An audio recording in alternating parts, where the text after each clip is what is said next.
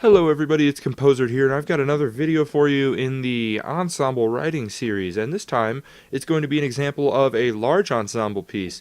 So I know last time we worked on the small string quintet, or the string orchestra, I guess you could call it, but this time I wanted to show you an example of what a large ensemble piece would be and what you have to do to make this work.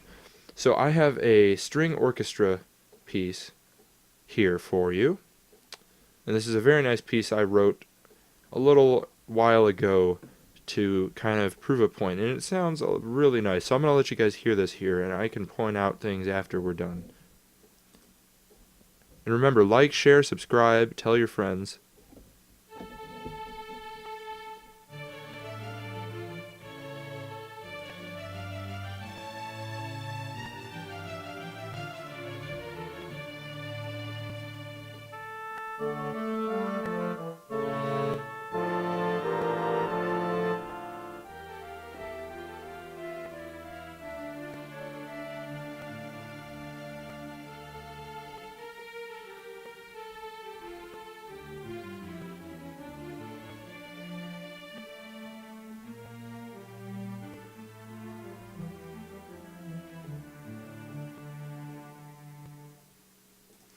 Alright, there you go, guys. Well, you can kind of see some of the examples that I had put in last episode about melody, counter melody, and bass line. So, as you guys can see here in the first violin, that is the melody. That's the one that we see right off the bat. And like I mentioned last time, look at that. It's got a pickup note. It starts the entire piece.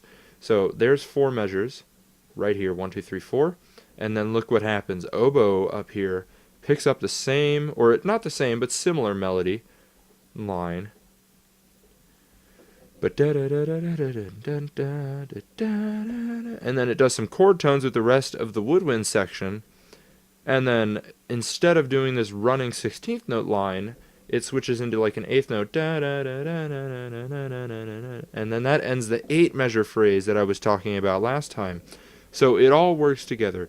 You come up with a melody, you restate the melody, and then you move on to a new theme for the new section of the piece, the new form. Like this is the A section, what we call it, the first 8 bars, and then the B section is right smack dab right here with that pickup note. So that is what we talked about in one of our earlier videos also about the form of the piece, and so that's essential to music, is trying to find a form that works with what you want to do. So now what we would do later on if we were to expand this piece is maybe find a way to reword this A section, and I'm using the analogy of music as a language again here, but reword this A section, maybe make some notes different, change the key, change something about it, doesn't have to be the same, then plop it on the end of the B section. And you can always change up the B section a little bit, make it into either a second B section, or if you change it well enough, then you get to what we call a C or a D section even, and you can layer that as much as you want, and then that's how you get like these massive orchestra pieces. I mean, look at all those pages of music that you can fill up with all of this stuff. And all you have to do is just make slight changes and nuance to all these different songs. So I'm going to play the melody, the first 8 bars, one more time so that you guys can hear one more time what I'm talking about, and I will outline things this time really quickly so that you guys can sort of see what I'm talking about while I'm playing it. Alright, violin starts, melody, and then you've got the counter melody here in the cello, and then the bass line in the basses. Switch the melody.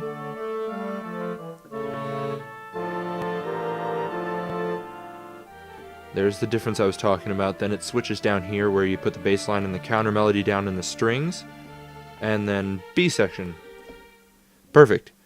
So melody is here in violin, counter melody is in the cello, bass line is in the string basses. Then when it switches to the second 4 measure phrase, you have the melody in the oboe. Bass line is kind of in the second clarinet and the first clarinet, and also more rhythmic stuff up here in the flute section, and then the counter melody is in the bass clarinet. And then once it gets to the last 2 measures of that phrase, melodies in the first flute, counter melodies in violin 1, And then the bass line is viola. So see how I mentioned last time that the viola is really interchangeable.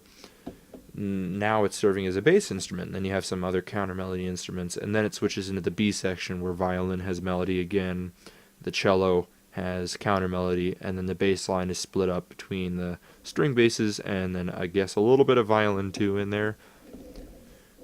But yeah, it all ties in together, and then as you can see, it's all a little bit related here too. If you listen pretty carefully to this B section, when I play it one more time, you'll hear that it is actually a little bit related to the violin. It's just a different rhythm, but it's still kind of the same motif is what we call it. That's a lick. Or a lick is another word for motif, which basically means just like a short little snippet of music that defines your melody. That's a good definition, I think.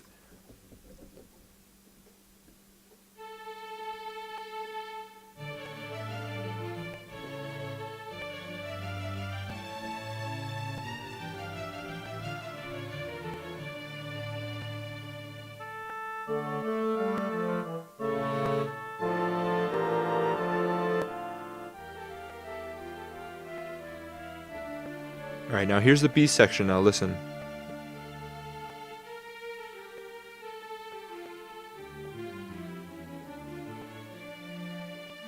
So see, still a little similar, different but similar.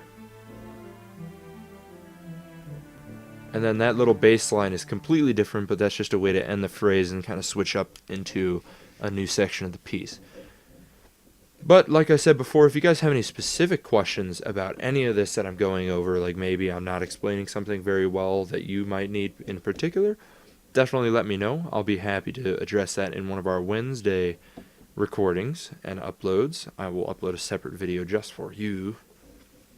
But for now, I think that we're going to end the video here.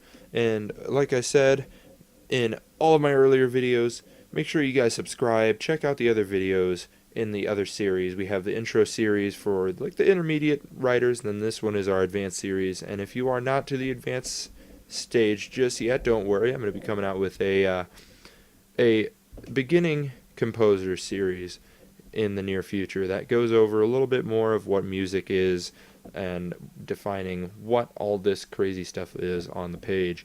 So thank you for watching. This has been Composered, and I will see you guys next time.